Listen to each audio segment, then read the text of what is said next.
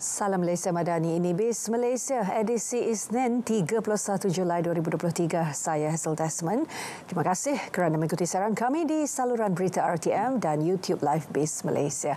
Seperti biasa, setiap Isnin kami bawakan tumpuan dan jangkaan ekonomi mingguan. Dan terlebih dahulu kami kongsikan perkembangan ekonomi semasa. Program pendigitalan usahawan desa bantu usahawan pasarkan produk melalui platform e-dagang. Inisiatif di bawah program Desa Mall itu sasar peningkatan pendapatan antara 10 hingga 30% dalam tempoh setahun. KKDW menyasarkan 1,000 usahawan sertai program tersebut yang diadakan dalam 6 siri jelajah. Peserta akan diberi pendedahan berkaitan pendigitalan kewangan, e-wallet, perkhidmatan internet dan aplikasi perkhidmatan on demand. Persekutuan Pekilang-Pekilang Malaysia (FMM) sambut baik rangka kerja ekonomi madani untuk memajukan peranan penting sektor pembuatan. Jelas Presidennya, beberapa inisiatif yang diketengah Perdana Menteri akan dilaksana untuk memartabatkan sektor itu sebagai enjin pertumbuhan baharu negara. FMM sokong sasaran jadikan Malaysia antara 30 ekonomi terbesar dunia, termasuk menjadi kuasa ekonomi serantau dan mewujudkan integrasi ekonomi yang lebih besar dengan negara jiran.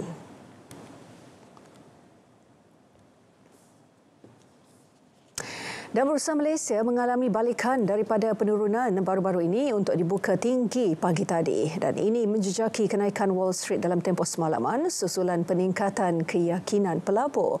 Kita tinjau pergerakan pasaran sepanjang sesi dagangan pagi sehingga tengah hari tadi bersama pengurus dana PNB Investment, Nur Rehan Munir.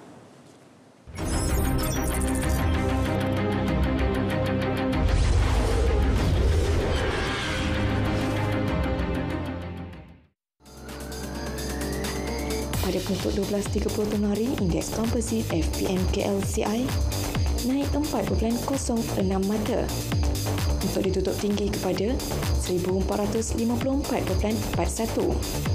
Pasaran berada dalam tren positif dengan kaunter untung mengatasi kaunter rugi pada kadar 495 berbanding 360.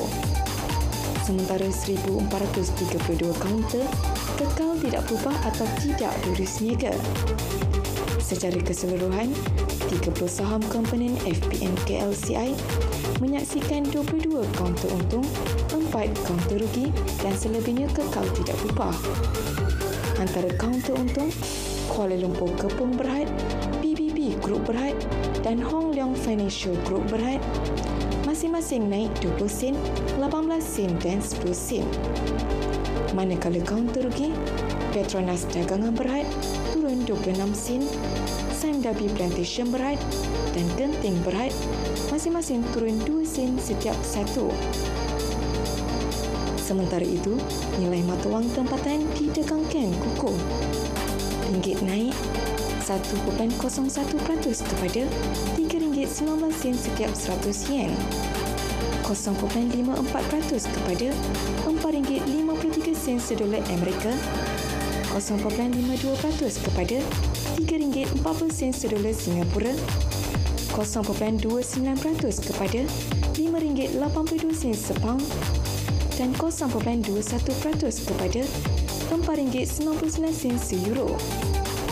Laporan disampaikan oleh Nur Rehan Munir, PNB Investment Berhad.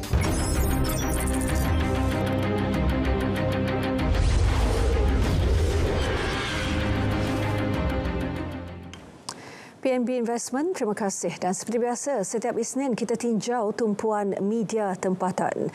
Dan minggu ini, antara tumpuannya ialah pendapatan purata isi rumah di Malaysia pada 2022 yang meningkat 2.4% setahun kepada 8,479 berbanding 7,901 ringgit yang dicatatkan pada 2019. Laporan survei pendapatan isi rumah dan perbelanjaan isi rumah 2022 2022 yang dikeluarkan oleh Jabatan Perangkat DOSEM pada Jumaat lalu menunjukkan pendapatan isi rumah penengah meningkat sederhana sebanyak 2.5% setahun pada 2022 kepada RM6,338 berbanding RM5,873 pada 2019. Nilai pendapatan ini mengambil kira purata saiz isi rumah sebanyak 3.8 orang dengan purata 1.8 orang penerima pendapatan. Pendapatan isi rumah ini juga merangkumi pendapatan daripada pendapatan bergaji, bekerja sendiri serta pendapatan daripada pelaburan dan juga pindahan semasa yang diterima. Dan selaras dengan cadangan kerajaan mengenai pendapatan boleh guna sebagai asas dalam kaedah pendekatan untuk membantu rakyat, DOSEM telah mengambil inisiatif dengan menanalisis dapatan survey itu dari sudut pendapatan boleh guna.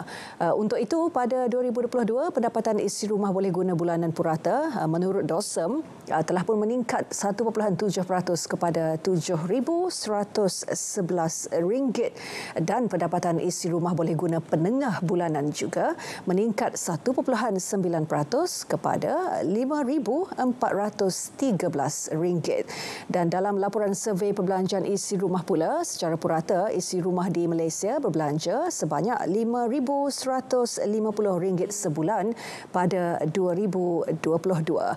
Dan menyentuh mengenai analisis kemiskinan mutlak pula, nilai pendapatan garis kemiskinan PGK bagi 2022 meningkat kepada RM2,589 berbanding RM2,208 pada 2019. Dan tumpuan media tempatan juga turut menyentuh mengenai kadar inflasi di mana Bank Negara Malaysia BNM dijangka menurunkan unjuran inflasi keseluruhan semasa pada 2.8% hingga 3.8% bagi 2023. Ini berikutan keadaan harga yang mereda lebih pantas daripada jangkaan awal. BMI Industry Research BMI yang juga anak syarikat Fitch Solutions dalam satu kenyataan berkata, pendekatan kerajaan dengan melaksanakan subsidi dan kawalan harga akan membantu dari segi mengekang kenaikan harga secara ketara. Inflasi di Malaysia secara umumnya adalah lebih rendah berbanding negara serantau. Dan jika dilihat rekod inflasi di Indonesia 3.5%, Filipina 5.4% dan Singapura 4.5% pada Jun 2023. Dan untuk rekod pada Jun lepas, inflasi Malaysia reda kepada 2.4% berbanding 2.8% pada Mei. Dan data ini menjadi angka terendah inflasi sejak awal tahun ini. Dan BMI turut menambah bahawa sejak kejutan BNM menaikkan 25 mata asas pada Mei lepas, kadar faedah sebenar di Malaysia kini menjadi lebih positif dan juga optimis pendirian dasar semasa adalah memadai untuk mengawal inflasi. Baik, menyusul selepas ini tumpuan dan jangkaan ekonomi mingguan, kita teruskan bersama kami di BIS Malaysia dan juga panel ekonomi seketika saja nanti.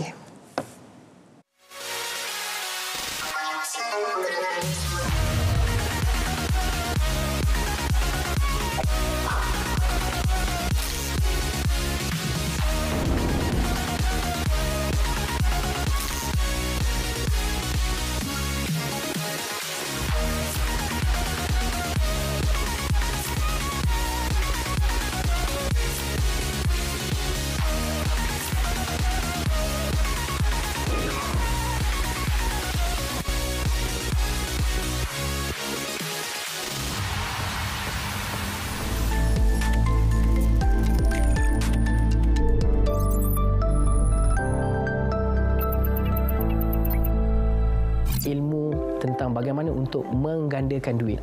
Wajib ke untuk saya tahu tentang ilmu gandakan duit? Wajib, sebab kita kena imbangi kadar inflasi dengan cara kita letak duit kita dekat tempat yang betul. Sebagai contoh, katakanlah kadar inflasi kita adalah 3%. Kalau kita letak duit kita di bank, maka kita akan dimakan di inflasi.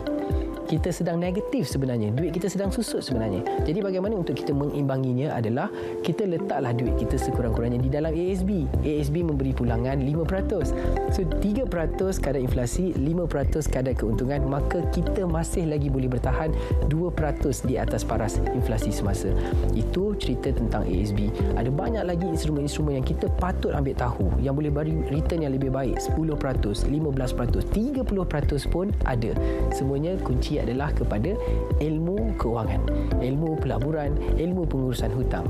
Dan semua ini kita harus buat dengan panduan guru ataupun orang yang boleh guide kita. Orang yang dah berjaya, orang yang telah pun mencapai financial freedom. InsyaAllah.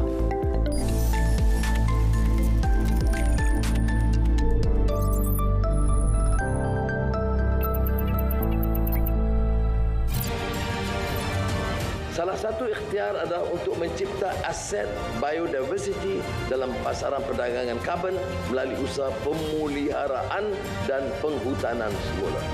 Bagi menambah baik tahap sara diri serta meningkatkan keterjaminan makanan, tumpuannya adalah menambah kelulusan tanaman tetapi mengoptimum penggunaan tanah-tanah perladangan sedia ada, meningkat daya tahan sektor agro makanan melalui aplikasi teknologi pertanian. Ini termasuklah pendekatan pertanian regeneratif yang mampu berdaya tahan mengikut daya tahan iklim serta penggunaan teknologi AI.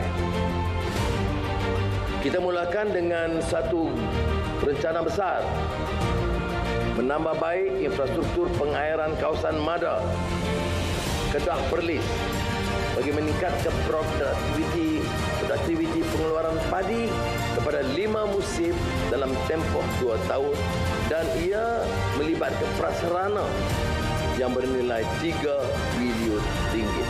Ini tidak termasuk kemudahan-kemudahan lain yang perlu disediakan oleh kerajaan. Bagi menyediakan sokongan kepada industri makanan tempatan untuk meningkatkan pengeluaran, 200 juta ringgit disediakan di bawah Agrobank untuk membantu menyediakan kemudahan pembiayaan khususnya untuk aplikasi teknologi moden untuk pertanian.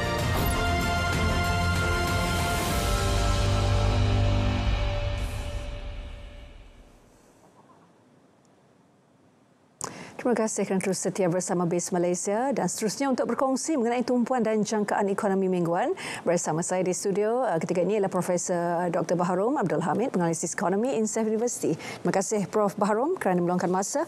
Mungkin terus saja kepada persoalan bagaimana apa yang dilihat sebagai perkembangan positif ekonomi yang telah pun berlaku minggu lalu dan mempengaruhi sentimen pasaran dan ringgit minggu ini. Okey, terima kasih Heza. Pertama sekali kita ingin melihat daripada hasil dapatan yang telah dibentangkan oleh DOSM. Okay. Apa yang menarik di sini, ia menunjukkan satu trend pemulihan di mana kita mengalami kenaikan di dalam pendapatan maupun pendapatan boleh guna.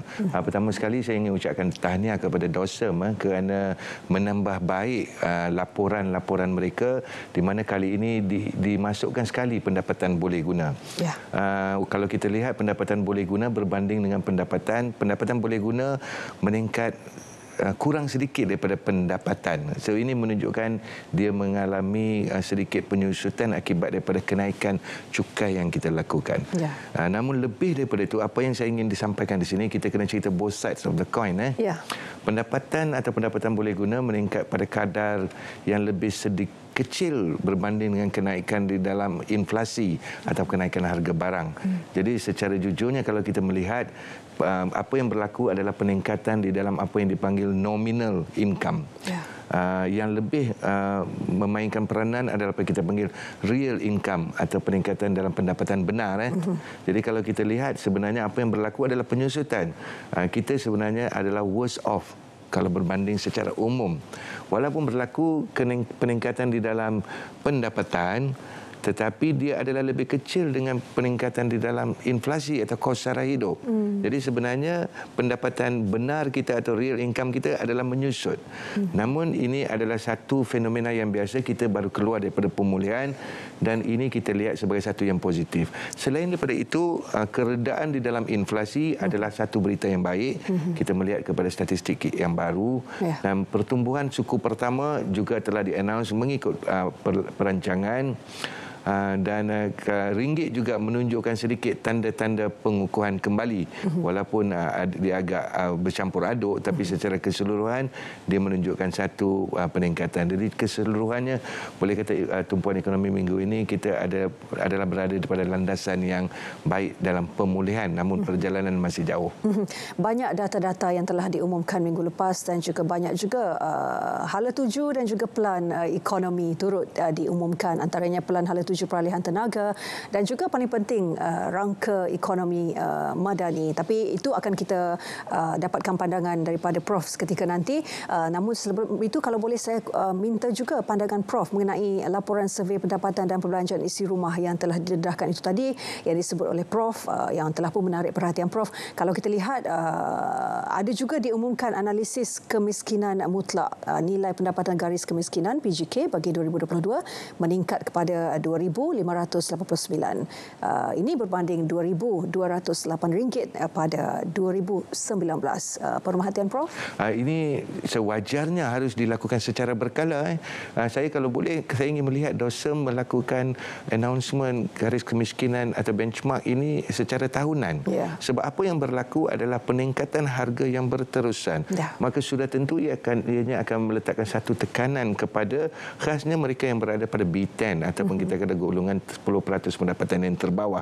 Maka seharusnya announcement sedemikian akan membantu agensi-agensi lain seperti lembaga zakat dan yang lain-lain untuk updatekan had kifayah ataupun had asnaf ataupun had kemiskinan agar polisi yang lebih baik dan lebih daripada itu kita kata execution atau pelaksanaan polisi ini adalah sebaik-baiknya. Maka saya sekali lagi saya ingin mengucapkan tahniah kepada DOSEM atas inisiatif ini, namun saya ingin melihat lebih kerapnya ia dilakukan. Ya, dan kalau kita sentuh juga mengenai inflasi yang telah pun berada pada 2.4% pada Jun, apa mungkin pemerhatian ataupun unjuran Prof terhadap faktor yang akan mempengaruhi trend inflasi untuk baki tahun ini?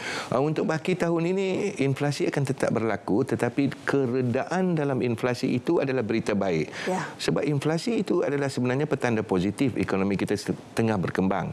Apa yang kita khawatir atau kita tidak mahu adalah peningkatan inflasi yang mendadak atau di luar kawalan. Saya menjangkakan jika trend ini berterusan, khasnya selepas kerajaan telah mengumumkan kerangka ekonomi madani, satu kerangka yang saya anggap satu prelude kepada bajet kita dan juga satu kerangka ekonomi pertengahan yang seharusnya membina keyakinan rakyat dan juga pelabur, maka saya menjangkakan inflasi akan terus reda atau kita kata stabil manakala kita insya-Allah dapat meraih keyakinan bukan saja rakyat tetapi pelabur luar. Dan juga menyentuh mengenai pelan hala tuju peralihan tenaga NETR yang diumumkan minggu lalu. Bagaimana Prof melihat pengumuman pelan hala tuju ini? Pelan hala tuju ini yang dilakukan oleh kerajaan juga selari dengan apa yang dilakukan oleh Bank Negara on the climate change risk dan sebagainya. Dan ini pelan hala tuju tenaga ini sesuatu yang sebenarnya kita telah memulakannya lebih kurang 2 dekad yang lepas. Namun ini satu pelan yang agak konkret, namun saya ingin melihat kepada pelaporan kita panggil socio-economic impact. Kita tidak mahu sekadar ingin mengatakan bahawa kita akan beralih kepada tenaga yang lebih kondusif ataupun lebih efektif dan ataupun kita kata tenaga boleh diperbaharui. Namun saya ingin melihat satu laporan yang mengatakan apa kesan dia kepada rakyat. Bagaimana apabila kita beralih kepada blueprint ini, apa yang akan dinikmati oleh rakyat dan apakah yang akan menjadi downside-nya. Ianya bukan sekadar satu pelaporan mengatakan sebanyak ini projek, sebanyak ini akan dilakukan, tetapi lebih kepada itu saya ingin melihat budaya baru, socio-economic impact. Bagaimana pada pandangan Prof, kerajaan boleh membantu rakyat untuk mungkin mereka yang kalau boleh kita sifatkan sebagai di peringkat yang lebih rendah. Rakyat biasa seperti saya dan juga keluarga saya. Kerana kita tahu bila bercakap mengenai peralihan tenaga, ia lebih banyak melibatkan kerajaan dan juga penggiat industri di peringkat tertinggi. Tetapi dalam aspek ini, kalau menyentuh juga laporan social impact disebutkan oleh Prof tadi, bagaimana kerajaan boleh membantu rakyat di peringkat rendah memahami kepentingan dan juga manfaat peralihan tenaga ini dalam kehidupan seharian mereka. Okey, di sini yang pertama sekali sudah tentu apa kita panggil literasi atau pendidikan. Ya. So pendidikan itu amat penting. Kenapa kita melakukan peralihan ini? Kenapa kita perlu lakukan? Apa impak dia kepada negara generasi akan datang? Ya. So balik kepada soalan Hazel tadi, bagaimana kerajaan boleh membantu rakyat, khasnya rakyat marhain di bawah. Ya. Di sini adalah saya ingin melihat. Saya tahu bila saya sebut perkataan subsidi, ramai memandang serong. Ya. Tetapi subsidi juga kadang-kadang adalah baik dan diperlukan. Ya. So di sini saya ingin melihat peranan kerajaan yang memainkan peranan yang baik untuk bagaimana rakyat boleh terlibat sama dalam pelan peralihan ini. Ya. Sebagai contoh menggunakan equipment yang lebih mesra alam, mesra tenaga dan sebagainya. Ya. Begitu juga beralih kepada tenaga solar di mana ada keperluan. Namun harus diberikan bantuan. Yang pertama. Ya. Dua, harus diberikan pendidikan, diberikan maklumat. Kenapa? Jika rakyat terlibat sama dalam peran peralihan tenaga ini, rakyat juga dapat membantu negara untuk mencapai certain KPI global. Ya. Dan lebih daripada itu, apa kepentingannya untuk generasi akan datang? Ya. Maka ini harus disampaikan dalam satu bahasa yang mudah. Ya. Bukannya satu bahasa teknikal, certain target kita nak achieve, penyampaiannya mungkin sedikit lemah. Ya, mungkin dari segi yang terkini yang dilakukan ketika ini adalah lebih kepada mahu menunjukkan kepada para pelabur antarabangsa bahawa Malaysia menuju ke arah asas ekonomi yang lebih kukuh melalui sektor-sektor baharu ini. Adakah itu yang cuba dilakukan oleh kerajaan? Itu bagi saya hanyalah one side, ya. Sebenarnya memang kerajaan perlu meyakinkan pelabur luar dengan satu framework yang kukuh, mapan dan jitu. Tetapi pada masa yang sama, kerajaan juga harus meyakinkan rakyat. So jangan kita hanya pandang pada sebelah angle atau sudut sahaja, tetapi dia harus dilihat secara menyeluruh atau komprehensif. Di sini saya katakan bahawa penyampaian itu harus sedikit berbeza. Ya, dan turut dinyatakan dalam pelan ini rakyat biasa boleh menambah duit poket dengan pajakan ataupun menyewa bumbung rumah mereka kepada syarikat-syarikat untuk memasang solar panel dan menjana tenaga. Dari segi pelaksanaannya, apa mungkin harapan? Sekali lagi saya melihat ini hanya terus merujuk kepada lebihan ekonomi. Maksudnya dia lebih kepada apa yang tambahan pendapatan yang kita perolehi. Bagi saya ini adalah satu penyampaian yang kurang baik. Seharusnya dia lebih kepada itu. Dengan ini maka kita akan mendapat masa depan ataupun kita akan dapat keadaan yang lebih baik untuk generasi akan datang. Kat sini kita jangan semata-mata memandang pada duit atau monetary impact sahaja. Kita harus melihat kepada impact-impact yang sebaliknya. Macam saya katakan tadi, kalau kita dapat menjana lebihan tenaga solar apabila bumbung-bumbung dipajakkan, bukan sekadar pendapatan, tetapi kita dapat mengurangkan penggunaan apa yang kita panggil tenaga bersumberkan fosil ataupun minyak. So harus disertakan bukan sahaja monetary tetapi impaknya untuk kita generasi akan datang. Begitu juga kaitkan dengan konsep maqasid asy-syariah. Ya, baik. Bercakap mengenai kerangka ekonomi, kita tahu ekonomi madani sebagai kerangka ekonomi baharu Malaysia dengan 7 penanda aras yang telah disebut sebagai sasaran jangka sederhana yang mahu dicapai dalam tempoh 10 tahun ini. Mungkin ada penanda aras yang banyak sebenarnya 7 itu. Kalau boleh dikongsikan yang paling mencuri tumpuan Prof, yang mana satu? Okey, yang pertama saya kata kita melihat kepada positifnya. Akhirnya setelah sekian lama kita mempunyai satu kerangka ekonomi yang boleh katakan agak mapan. Di mana kita target untuk menjadi 30 kuasa dunia dari segi ekonomi. Kita ingin memperbaiki integriti, kita ingin berbagi ketelusan dan sebagainya. Namun saya kata sekarang kita berada dalam era society 5.0. Ini hanyalah kata-kata mengatakan kita ingin menjadi daripada negara yang ke-38 atau 35 sekarang kuasa GDP ke nombor 30. Namun rakyat ingin tahu apa pelannya, bagaimana kita nak menuju ke sana, apa sektor yang kita nak baiki, dan yang lebih daripada itu, kita nak tahu kelestarian. Kita tidak mahu tahu hanya menjadi kuasa ekonomi yang besar dari segi GDP yang besar, tetapi impaknya tidak sampai kepada rakyat. Macam kata kos sara hidup meningkat dan sebagainya. Kita ingin menjadi memperbaiki transparency index kita daripada nombor 61 sekarang kita nak naik ke atas. Ya, apa perancangannya? Macam saya kata, masyarakat telah berubah. Kalau masyarakat dahulu, mereka hanya menerima input ini secara apa yang diberi. Masyarakat sekarang, mereka ingin menghadam. Mereka ingin tahu apa impak dia. Macam saya katakan tadi, dengan menjadi kuasa dunia 30 GDP yang terbesar, apa kesan dia terhadap saya? Apa kesan dia terhadap keluarga saya? Apa kesannya terhadap generasi akan datang saya? Dengan menjadi negara yang lebih baik dari segi transparansi, again the same question. Macam saya kata, machinery kerajaan harus berubah, budaya harus ditukar, bukan sekadar laporan nombor dan figure sahaja, tetapi lebih kepada itu impact. People wants to know the impact.